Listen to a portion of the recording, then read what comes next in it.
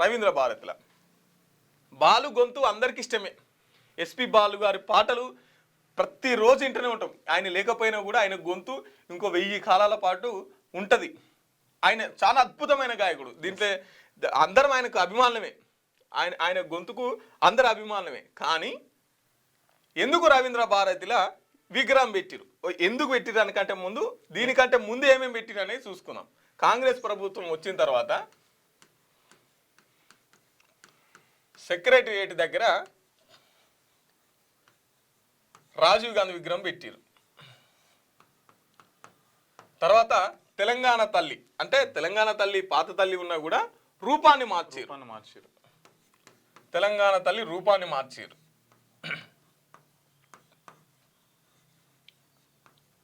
తర్వాత లకిడికా పూల్ దగ్గర ఆయన పేరు రోషయ్య గారు విగ్రహం పెట్టి, మాజీ సీఎం. ఇక నేను రేపు మళ్ళా ఎన్టీఆర్ విగ్రహం పెడతానని కూడా ప్రకటించిండు. తెలంగాణలో ఎంతమంది ఉన్నారు? గద్దర్, గూడ అంజన్న, రీసెంట్ గా మొన్న చచ్చిపోయిన అందశ్రీ.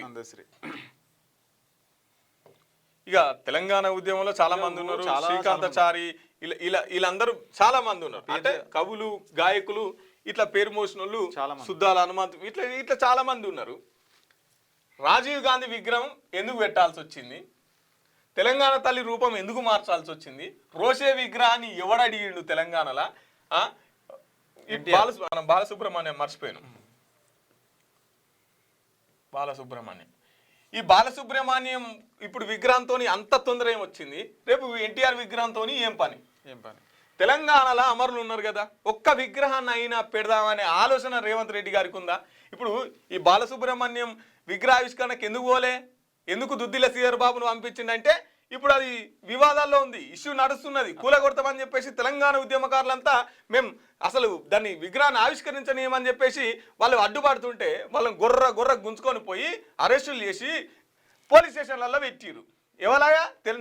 నువ్వు కష్టపడితేనేమో, నువ్వు చేస్తేనేమో, పోరాటం చేస్తేనేమో తెలంగాణ గురించి నీకు తెలుస్తుంది.